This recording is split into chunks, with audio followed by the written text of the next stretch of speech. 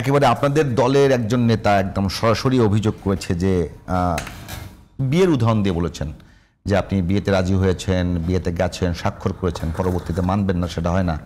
বলেছে যে বিএনপির জন্ম হ্যাঁ ভোটের মধ্য দিয়ে, শেষ হয়ে যাবে না ভোটের মধ্য দিয়ে। বিষয়টা নিয়ে কি বলবেন? এটা কি তার ব্যক্তিগত মন্তব্য না আপনাদের দলে এসছেন এরকম?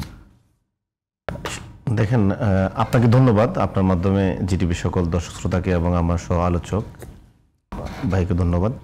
দেখেন, আমরা এই জুলাই আন্দোলনের পর থেকে 5 আগস্টের পর থেকে বিএনপি এবং বিএনপির সাথে তৎকালীন জামাত ইসলামী এবং ওনাদের অপরাপর যোগপথ সঙ্গী 63 দলে মোটামুটি দাবি করে আসছেন যে 3 মাসের মধ্যে নির্বাচন, এবং বিএনপি মহাসচিব 8 আগস্ট নয়াপল্টনের সমাবেশে ঘোষণা দিয়েছে সরকারকে 3 মাসের মধ্যে নির্বাচন দেওয়া উচিত। শুধুমাত্র বিপ্লবীরা বা ছাত্ররা বা এখন যারা এনসিপি করেছেন এর অধিকাংশই তারা বললেন যে না, শুধুমাত্র নির্বাচন করা বা ক্ষমতা হস্তান্তর করার জন্যই আমাদের এই 2000 ছাত্র জনতা জীবন দেয়নি। এই রাষ্ট্রটি বিগত 54 বছর ধরে মৌলিক কাঠামোগত ফেসিস্ট তৈরি করে আসছে। রাষ্ট্রের একটি আমূল পরিবর্তন দরকার। এই যে আমাদের পুরাতন সংবিধান, যে 1972 সালের মুজিব ইন্দিরা যে সংবিধান, এই সংবিধান বাংলাদেশের সার্বভৌমত্ব রক্ষা করে না, এই দেশের জনগণের ভোটাধিকার রক্ষা করে না। এগুলোতে আমাদের হাত দিতে হবে। আমরা তখনই দাবি করলাম যে না, আমাদের একটি সেকেন্ড রিপাবলিক লাগবে, আমাদের একটি নতুন সংবিধান লাগবে। আমরা আওয়ামী লীগের নিষিদ্ধ দাবি করলাম, ছাত্রলীগের নিষিদ্ধ দাবি করলাম, যুবলীগ নেতা রাষ্ট্রপতি চুপ্পুর অপসারণ দাবি করলাম। সর্বশেষ আমাদের এই দাবির প্রেক্ষিতে 3 মাসের নির্বাচন থেকে পিছিয়ে সরকার একটি ঐক্যমত কমিশন গঠন করে, যে ঐক্যমত কমিশন আজকে অনেক সংস্কার প্রস্তাবনা নিয়ে আসছে, এবং সর্বশেষ বিএনপি এবং তার সমমনা দল বা তার দীর্ঘদিনের জোট সঙ্গী জামাত ইসলাম পর্যন্ত এক হয়ে সই করেছে। কিন্তু এনসিপি জাতির স্বার্থে এবং আগামী 100 বছর বাংলাদেশকে কাঠামোগত পরিবর্তনের স্বার্থে এনসিপি একমাত্র বলেছে এই জুলাই সনদের আইনি ভিত্তি এবং সাংবিধানিক স্বীকৃতি না দেওয়া হলে সেটি একটি 90-এর যে 3 দলীয় একটি রাজনৈতিক দলিল বা কাগজে একটি সমঝোতায় থেকে যাবে। এতে জনগণের কোনো লাভ হবে না, জনগণ আবার প্রতারিত হবে। তখন বিএনপির পক্ষ থেকে বলা হচ্ছে যে ছাত্ররা অনেক ইমম্যাচিউর, তাদের অভিজ্ঞতার ঘাটতি আছে। জামাত ইসলামী তারা আমাদের সাথে সেভাবে কনসাল্ট করেননি, কি করবে কি করবেন না। পরদিন সকালে গিয়ে ওনারা সিগনেচার করলেন। 2 দিন পরে জামাত ইসলাম সেক্রেটারি বললেন কি, আমরা সই প্রত্যাহার করে নেব। আমি সেই জিনিসটি বললাম, এনসিপি যে জায়গায় তার রাজনৈতিক প্রজ্ঞা এবং তার দূরদর্শিতার পরিচয় দিয়েছে, সে জায়গায় বিএনপি এবং জামাত ইসলামী ব্যর্থ হয়েছে।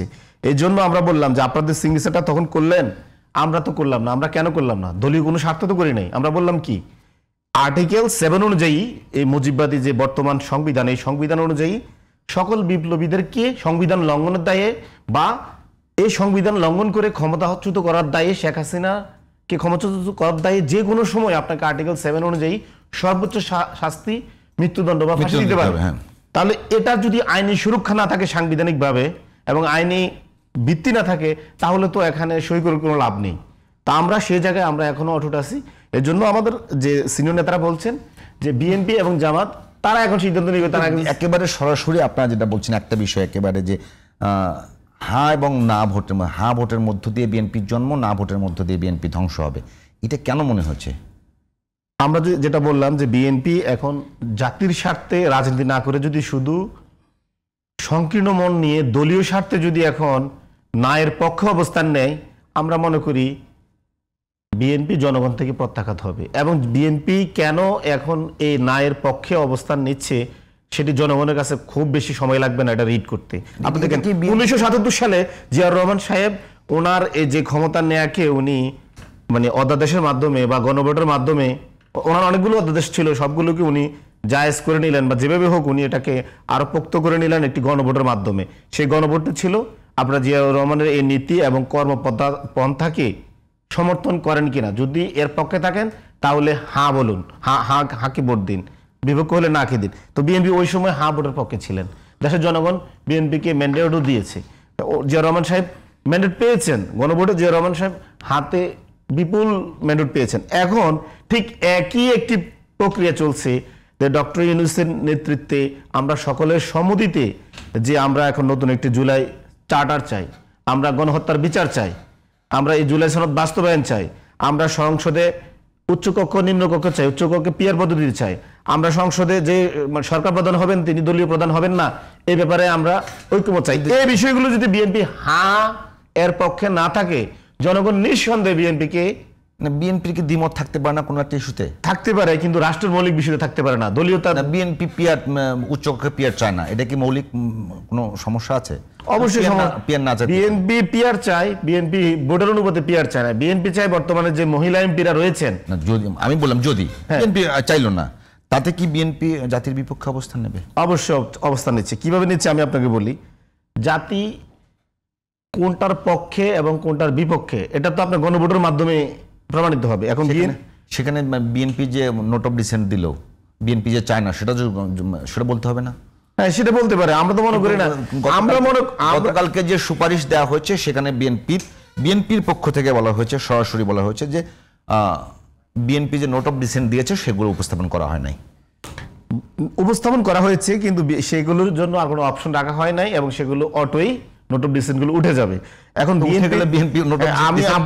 আমি আপনাকে বলি, বিএনপি নোট অফ ডিসেন্টের সংজ্ঞা পর্যন্ত পরিবর্তন করে দিতে চাচ্ছে। আপনি নোট অফ ডিসেন্ট মানে কি? যদি এই হাউসে 10 জন লোক থাকে, এর মধ্যে একজন যদি দ্বিমত পোষণ করে, তিনি বলবেন যে আমি তোমাদের এই মতের সাথে একমত নই, কিন্তু তোমরা যদি সংখ্যাগরিষ্ঠতার মতে এটি পাশ হয়ে যায়, আমি এর প্রতি শ্রদ্ধা আছে, কিন্তু আমি ব্যক্তিগতভাবে নোট অফ ডিসেন্ট অর্থ। কিন্তু বিএনপি তো চাই নোট অফ ডিসেন্ট মানে এরকম বিএনপির মতো করে নোট অফ ডিসেন্ট যে আমি যদি কখনো ক্ষমতায় আসতে পারি, তোমাদের 9 জনের মতামতকে আমি তোয়াক্কা করি না। এটা তো নোট অফ ডিসেন্ট না। সেই জন্য আমরা বললাম বিএনপি নোট অফ ডিসেন্ট একটা নতুন করে একটা নোট অফ ডিসেন্টের সংজ্ঞা আসছে। এই সংজ্ঞা ওয়ার্ল্ড একাডেমিতে আছে কিনা আমার জানা নাই।